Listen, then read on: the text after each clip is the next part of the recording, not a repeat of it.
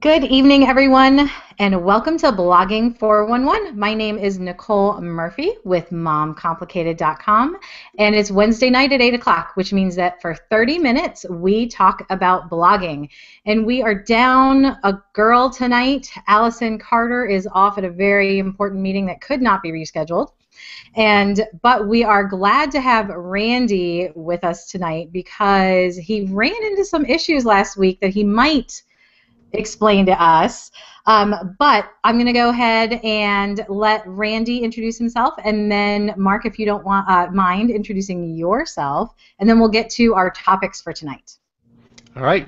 Thank you, Nicole. I'm Randy Brown. I've been a webmaster and blogger since about 2006. I own several websites and run several. I also own iHelpers.net, where we help you get online quickly and inexpensively. Hi, and I'm Mark Traphagen. I'm Senior Director of Online Marketing for Stone Temple Consulting out of Boston, although I live in the Raleigh-Durham area of North Carolina, practically a stone's throw from Nicole over there. And yeah, I'm just been a longtime friend online of Randy and online in person with Nicole. Very glad to be together tonight and looking forward to, we'll see, maybe a little agreement, maybe a little controversy. We'll see what happens here tonight. I don't want to call you gentlemen old, but I know that you guys do get a little curmudgeon when it comes to your opinions on some of these blogging myths. So, Randy, why don't you take it away since you are the most grumpiest about some of these things? All right. Yes. Run the show. So this is blogging myths too. Now, some of these myths we've talked about before. I'm going to bring them up again intentionally so that we can get Mark's opinion. In case I have to tell him that he's wrong. So let's get started. We've got a list of several of them here. So the first myth is actually a two-for-one because it's two myths in one, and that is that nobody makes money online, or the little guys can't make money online. And then the flip side is that it's very easy to get rich online and make money online. I've heard both of these myths. So Mark, why don't you tell me what you think of that dual myth, both sides, and then I'll give you my opinion.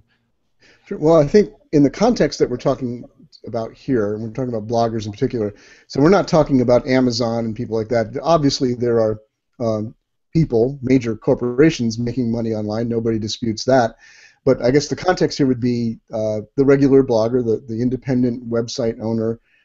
Are they making money? And to be honest, Randy, that's an area in which I will definitely defer to you because you know it firsthand. You work with people like that. You can give the personal testimony about that. On this one, I'm just going to say I have no reason to doubt that. Absolutely, it should be possible to make money online. Now, on the other, you want me to comment on both sides? Yeah. Once here. Okay. On the other side, is it easy to get rich online? It's not any easier to get rich online than it is to get rich in offline. The same kind of common sense applies here. That it's not, the get-rich-quick schemes don't work in real life. They don't work online either. But there are ways to be productive. There are ways, I totally believe, to make money online. And once again, as I said, I'm going to defer back to Randy on this one because he's really the expert and the person with first-hand experience in this area. Right. Well, I think we pretty much agree. I started out as a little guy that didn't know anything, and I was able to make money, significant gobs of money, relatively quickly online. So it's not true that nobody makes money online. Although I will say that it's very difficult. It takes work, and I think if you look at the percentages or statistics of bloggers, probably a small percentage of them end up ever being real successful online. Like Mark said, it's just as hard to do online as it is in real life. And the flip side, is it easy, or that it's easy to get rich online? I'd say no. It's just like Mark said. It's no more easy, probably even harder or as hard as getting rich in the real world. So I think we agree there. Yeah, okay, I do want to jump in, sorry guys, as a new blogger. I was going to say, kind of what Mark was saying is that I think that that myth that nobody makes money online or the little guys don't make money online is also from people that give up too quickly. I think they go in there, they try it for 6 or 8 months, they say it's too hard, and then they quit and they say nobody can make money online when if you think about that, if you compare your blogging career with, a corporate career, you don't walk in and then 8 months into, your base position, they're like, oh, well, great job. We're going to bring you up to VP and here's your 6-figure salary. Whoa, that was a long, hard road. Right. See, because they bought into the myth that it was easy to get rich online, which is not true. My friend Rand Fishkin often likes to show in his shows a chart of his wife started several years ago a travel blog, and she just kept at it. And he shows the traffic chart of it, and for about almost 2 years, it's just very low and level. Couple hundred, in the tens visits, not much happening, and all of a sudden, like almost 2 years in, she got a few bumps, and then it just starts to take off and just grows like crazy. And then the next slide puts an arrow in right before she took off, and he said right there is where 90% of the people who started a blog with full intentions of building something great have already quit. It was just like a month or two before she took off. Yep, you got to stick with it. And I would also just say on this topic, and we've said it before in other episodes, so I'll say it really quickly, but don't sell yourself short. If you're only getting 4,000 or 5,000 views a month and you've made a significant voice for yourself, if you go out there and pound the pavement, you can make money, and you can make enough that might count to you as a significant amount. So don't think that you need to be as big as these people that you're looking at. You have something special, and especially if you're based on, a local area or something, you can totally go out there and make your own opportunities. So we'll move on to the next one. Okay, so speaking of making money, advertisements and ads. So this myth is that ads on your website will make it rank lower, or will make it appear to Google as a low-quality website, and you will then rank lower and not do well. So Mark, is that true, or is that a myth, that ads on your site will make you rank lower or make you counted as a low-quality website? I will say it can be true, but is probably not true for, again, most of the people that we're talking to tonight, most of the people in the audience. Where people have heard about that is from the Google Panda algorithm update, which does a number of things, but it's Google's attempt to go after what they would consider to be low-quality sites, saying these sites shouldn't rank as well.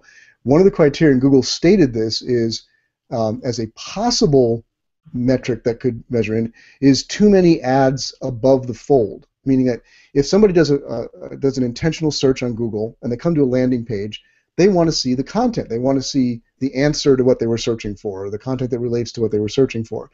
If what they see is mostly ads and it's really hard to find the content, or you got to start scrolling to find the content, they consider that a bad user experience. Now, in reality, most sites that are smaller are not going to get penalized for that. Usually that's applied to much bigger, much high traffic sites. If you start growing, you start getting bigger traffic, you got to think about that. But the more important consideration is not things like, can I have 4 ads, can I have 5 ads? It's more like overall user experience. And that's important for your site, your blog, regardless of whether Google does anything about it or not. Ask yourself, if I landed on this page after making a search result and clicking on it, or however I got to the page, would this page immediately speak to me about what I wanted to see? That's an important thing, I think, regardless of whether you're thinking about search rankings. What do you think, Randy? I agree, and of course, to confuse people more, is that you have the AdSense people. If you use AdSense as your advertising network, which is a great advertising network, it's a great advertising network, Google. They're sending you emails, and they're telling you in your dashboard, put more ads on. Hey, put more ads, more ads, more ads. So it's sort of a left hand, right hand thing with Google. But I think you're right. Overall, there's a line somewhere, and I think that line is a lot higher than most people think. Where once you cross that line, then maybe there's an issue. But I think that takes a lot more than, like you said, Mark, just 4 or 5 ads. I think the bigger issue again is the user experience. Just think about if honestly, objectively, if I went to the site and if I'm seeing just ads everywhere, is that going to give me the wrong impression? Is that going to make me want to go away and go somewhere else? if that's what's happening to people who visit your site, then having more ads is not going to make you more money. Yeah. That's a good point. Okay. All right. Next myth is you have to post on your blog every day to be successful, and by successful, getting a lot of readers or making a lot of money. So, Mark, do you have to post on your blog every day to have a successful blog? I sure hope not, because we don't post on our blog every day. No, I don't think so. That strikes me as one of those things, those things we call conventional wisdom, these things that kind of come into our world and people repeat them so often they think that it's true. I don't think that's true. It depends on your audience again too, and what you want to accomplish, what you want to do. In some worlds, like I think of friends of mine who are very involved in blogs that keep up with the latest news in an area, the latest innovations. People might want to see that. They want to see, what's the freshest, what's the newest, are you up to date, what's happening today. But in most cases, my advice would be to concentrate more on creating great quality, great value out of every post that you make than worrying about how frequent they are. The only other thing I would say about that is it certainly could be a danger, I think, of being too infrequent, too scarce, or having too long times go by without any content, and you start to lose audience. You start to lose people that you might have started to build. What do you think, Randy? I think you're pretty close on. I always no, you're right. I subscribe to the more content is better. The more the better. But I think consistency is just as important. Yeah. So, and more to me might mean 1 or 2 times a week, not necessarily every single day. And for some websites, like you said, depending on your audience and what the blog or the website is about, maybe a couple of times a month is fine. Mm-hmm. So I think we're in agreement there. So you do not necessarily have to post every day to be successful. Yeah. So that would be. And certainly, I just want to say very quickly on that one. One place I've heard a myth like that is that Google or search engines will like you more if you post once a day. While there is a certain factor of freshness for certain kinds of content and certain kinds of queries, it's not an overall truism. It's not universal. It's not automatic. Just because you post more frequently the next guy does not mean you'll rank better. Okay. All right, next myth, or is it a myth? If you have a slow blog, it will rank poorly in Google, and if that blog is fast, it will rank highly in Google. So does a fast loading, when we say fast, mean fast loading, web page loading, does that make you rank higher in Google, Mark? Myth Where or this fact? is becoming critical is in mobile. Google has made hints. Now again, these are issues that become more important as you become bigger. I think as you become, as you start driving more traffic, become more important. But we're going toward a mobile world. Last month, Matt Cutts of Google said they expect before 2014 is over that the majority of searches on Google will be done on mobile devices. And he said very explicitly at SMX Advanced that yes, that in the mobile world they are looking at this, and that if your site loads more slowly, that may cause Google to devalue it, at least for mobile search. That's not universal, because especially on mobile, on the small devices, people expect to see things very quickly, and they will go away if it doesn't load fast. So I would say I would grade this as partially true, but again, not a universal truth. Okay, well, I have a question, mainly as an audience member at this point, watching you guys. How do you test your mobile speed, the mobile speed of your website? Because I know that I'm familiar with like Pingdom for your desktop, but how do you test your mobile? Is it the same?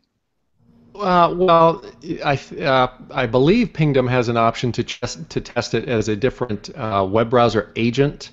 There's also another great site called webpagetest.org that I'm also pretty sure also allows you to select what user agent, so what type of browser you're okay. Browsing from, and then it views it differently and grades it differently. Yeah, so absolutely. I guess so for that, faster is better, but I would say that fast does not necessarily mean you will rank at the top or above your competition. No, So not necessarily. And all those kinds of things where people, I think, with search ranking things get mixed up is like they'll think like they'll get too obsessed with any one factor. And because the it's just truth one is of many, that, one of hundreds of yeah, factors, or right. more. We don't even know. Right. So, it's like if all of the things were equal and that was the only thing they were looking at, yeah, that might be true, but it's not the only thing. Right. And at the end of the day, Google is weighing in a lot of things, and you could still be providing more value but have a slightly slower site, and they're going to rank you higher. But again, this comes back like our previous answer. For me, I emphasize this more again for user experience. As more and more of your users are going mobile, especially, you want to provide the best user experience for people. So if you have a really slow, sluggish site, no matter whether your search rankings are still high, you're going to lose people because it's amazing how quickly people will leave a site these days, especially on mobile, if it doesn't load right away. Yeah. The biggest money-making change, the biggest single thing that I ever did change the amount of traffic, which translated into generating income that I ever did, was going from a slow shared host to a fast dedicated server. Single Totally biggest believe thing. that. Yeah. I don't think it didn't directly affect the rankings, but the number of people that were coming and got sick of waiting and went away, that number dropped. So all my potential traffic was coming through. They weren't clicking away. It was a huge, just huge. Yeah, and just quickly, I don't want to spend too much time on this, but where that might be having an a more indirect effect on ranking is not so much Google saying like, oh, this is a slow site, so we're going to rank it lower, but there is some evidence out there that Google looks at people who consistently from a site seesaw. They come back to the search, they go to your site, they come back very quickly, and they click on a different result. Now, that doesn't always mean something bad, but if it's happening consistently and happening all the time, that could be a signal to Google that something's wrong about your page, and what could be wrong just because that's too slow. Okay, so next myth. I'm not sure, Mark, if you know anything about this. Let me know if you do. Adding authorship to my blog will increase my author rank, and I will rank better in Google search. So is that true, or is that a myth, that if I slap on authorship, my author rank will increase, and then I will rank #1 for all my Google searches? Okay, well, let's say I'm lost out in a desert somewhere, okay? And that's inside joke. I threatened I was going to do that to Randy. Randy has a great story about that we don't have time for tonight. But you need to follow Randy's content online. See what he is doing with his Salton Sea Walk. It is amazing. The man is having incredible adventures. You need to follow him and find out about that. But no. As far as this is concerned, no. Randy, this is a softball question for me because Randy knows that Google authorship and author authority is something that I watch very intensely. I study very intensely. And the short answer is I do not believe that authorship is being used as a direct ranking factor in search at all. We have no evidence of that. We have certainly nothing from Google saying that they're doing that. The indications from Google statements has been this is a long-term project. It's something we're working toward in the future. I think it's something they want to do, but without getting too detailed here, the whole idea of establishing who really is an authority is in a given topic is a lot more complicated than people think that it is. Google's working on it, they're after it, but they're not there yet. And I think authorship has a lot of other benefits to offer, but don't do something like that thinking it's going to be a magic bullet for ranking. Right. Yeah, and I think that's actually right now, or maybe for the last year or two, has probably been one of the biggest myths that I've heard or that I've seen discussed, is that you have to have authorship because you have and it will. I've seen it actually in SEO experts or just blogging experts' blogs that you have to go put on your authorship so that you will rank better and it will increase your SEO by adding authorship. So I think that's important. I agree with Mark. I think it's a good thing to do. I don't dissuade people from putting on authorship for a couple of reasons. Even now, as most people are probably aware, that Google has removed for now the author photos from search, which was the big attraction for a lot of people. But you can still get the byline. People do look at those. Another myth here that wasn't on our list for tonight. but what's not really a blogging myth, but a search ranking myth is that everybody always clicks on the top result. Now, it's certainly true in most cases that the majority of people will click on one of the top results. But in a large number of cases, people don't do that. They look at the top result, and for whatever reason, the title of it, whatever, it doesn't look to them exactly like, that's not quite answering my question. And so they begin looking down the page. And what are other things they look at? Well, they do look at those descriptions underneath. That's the next thing that I look at. So is there something in there that tells me, like, oh, this site's going to answer my question? That's where they're going to see that byline now. And even if they don't think it consciously, to me that says, like, oh, this was written by a real person. The second thing I'll say about it is Google authorship is still alive and well, and if you connect to it, that means Google is tracking your content. They can see what you're doing. They can see how people respond to it, how people like it, what it gets linked to it, etc. And remember what I said in the beginning, this is a long-term project for them. They are looking over the next number of years to develop ways to say, like, who really stands out in any given subject area. And if you're connected to that and you're doing good work and you're building a reputation and you're getting traffic and you're getting links and you're getting social shares, you're, by being connected to authorship, you're giving Google that data that if something like author rank does come into play in the future, you may be ahead of the game if you've built that history. Okay, so Mark, I have two things for you really quick. Okay. Number one is bloggers have been told when we're guest posting to really fight hard for whoever we're guest posting for to get that authorship if they don't have it installed. So where kind of do we stand on that one? And then this is kind of going a little bit off, derailing us for a minute, but we have a question from the audience about authorship rankings in LinkedIn searches. So I don't know if you can spend like a minute or two on those. Yeah, I can. That one I do quick. Let me do the first one. I used to say, I really used to say this. I used to say, like, it was a make it or break it for me. Where I said, like, they had to have authorship enabled or allow me to enable authorship to write on a site. I don't say that anymore. Now, all the sites that I write for don't have a problem with it, but that wouldn't necessarily be a make it or break it. But I think it's worth pursuing for the reasons I just said before. I want Google to know. I'm proud of my content. I'm proud of my blogging. I want them to know about it. And if they're tracking that data and it might mean something someday, then I want them to have that. But I don't think it's good to be obsessive about it. I don't think it's good.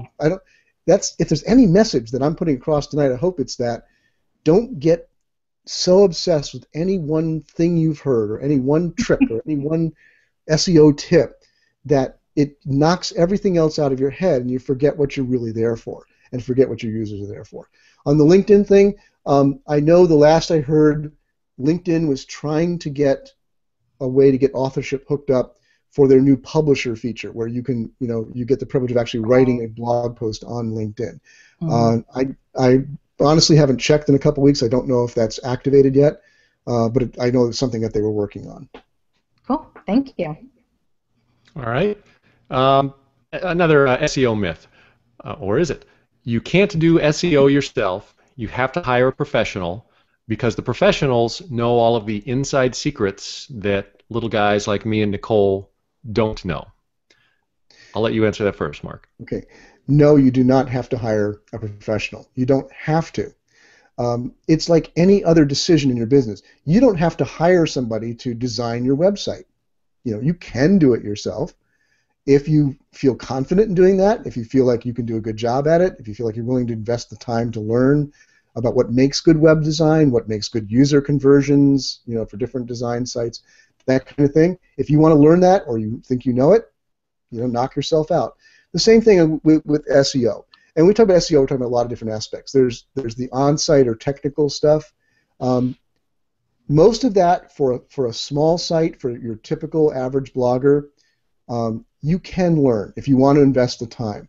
There are things that you should do. They're not absolutely critical, but there are just things that you can do that make it easier for search engines to crawl your site, to index it, to know what's on it, to know what it's about.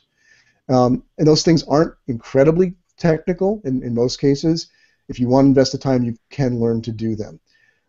Beyond that, I think it comes to a matter of your goals. At a certain point, if you're in a highly competitive space where what you're trying to rank for, and if you think that ranking on search engines is important to your business, your business model, then it might be time to think about getting some professional advice or professional help. But my basic answer is, no, I mean, you can paint your own house, or you can hire somebody to paint it. It's what you want to spend your time doing. Yeah, and I would just say, whether you do it yourself or you hire someone, just like going to the doctor, just like any other thing that you hire someone or choose to do yourself, do your research so that you know what you're either hiring or doing. Don't don't just go find something. Sorry, that kind of segues right into the next one. Actually, I'm skipping one, but so the next myth or question is, if I do choose to hire an SEO company, the guy in some foreign country that only charges me $29 is just as good as the guy in Boston or North Carolina that charges hundreds and hundreds of dollars. So, do you get what you pay for in SEO? Yes, that's the qualified yes. Just because it's I'm probably more confident on saying, like, if you go for the bargain basement, hiring the guy over in overseas is going to yell, oh yeah, I'll get you get you 1,000 links for $29.95. You are going to get what you pay for in that. You're going to get it can't be done at that scale, at that kind of price. It can be done at scale, but what you're going to get is a lot of crappy work, a lot of bad links, which these days can really get your site in trouble. So I would beware of that. On the other side of the scale, just because somebody's charging a lot, it's like in anything in this world, doesn't necessarily guarantee that they're going to be all that great either. So it's a tough world. I know this because it's like it's like I compare it to auto mechanics. We all know we're going to need sooner or later to go to an auto mechanic, and you don't know. The guy takes the car in the back and he comes out and says, like, oh man, your Framus widget is totally shot. That's going to be at least $2,500. And you look at it, you jiggle it, you don't know. Does it work? Does it work? How do I know? So I don't know what to tell people other than like Nicole said earlier, do your research, ask other people. Probably one of the best things you can do if you feel you need professional help, and especially if your site's gotten in some trouble, especially with the search engines, then ask for recommendations. Ask other people that have been through the same thing, and work with somebody that they would recommend. Yep, I agree. Yeah, I've seen a lot of people get burned. So, so do your research and get your recommendations. Okay, so still on the SEO myths. This one is that you must do all of the SEO stuff that the experts talk about on the internet, or your blog will fail. I think maybe we've answered that already. So do you have to do all of that stuff that you see, just like constant fire hose of people talking and making noise, that you got to do all these things? And if you don't do them, will your blog fail in the Google rankings? No, and absolutely not. And in fact, that can be very detrimental. It does relate to what I said earlier about people getting obsessed with something, with any one thing, to the detriment of other things. Eric Enga of Stone Temple Consulting, my boss, did an interview earlier this year with Dwayne Forrester, who is the product manager for Bing Search, and just a really great guy, very, very forthcoming. And it was a great interview because he talked about what should be your priorities in SEO, and he actually put technical SEO, some things we were talking about earlier about getting your title tags right, and all those kind of things on your site. He put that as the last thing, below things like concentrating on having a great site that's a good, easy to use user experience, that loads well, and the things we talked about earlier. Having really valuable content for your users that's going to answer the questions that they have and make them feel happy with being on your site. Building an audience out there, building a fan base. So all those things come before that. Because, not that he was saying that some of those SEO things can't be important, but if you get so obsessed with them that you're not doing those other things, then those SEO things are not going to do you any good. As I often say, there has to be some there. So And even then, even when you get to that stage where you're ready, you got some time, and you're investing some in doing some of the basic SEO things you should do, you don't need to do everything. There's a certain point where there's a diminishing returns, where you could spend hours and hours and hours, tweaking these little things that are only going to make maybe a tiny bit of difference, if anything. Especially, again, if you're not like a huge site getting hundreds of thousands of visits a month. Right. I would say that's a great answer. All right. I think we're about out of time, Nicole. We are. And I was just wondering how far Randy was going to take us down the SEO rabbit hole, because it is rabbit trail. It is so fun to talk to Mark about all this. I know we could talk about this for a really, really long time, and I had to restrain myself not to ask a whole bunch of amateur questions while you guys were talking. But thank you very much to everyone for joining us this week, and thank you, Mark, for joining us. We are so happy that you were able to make it and rearrange for Randy's big interview last week. But thanks everyone for joining us, and we will see you next week. Bye. Bye now.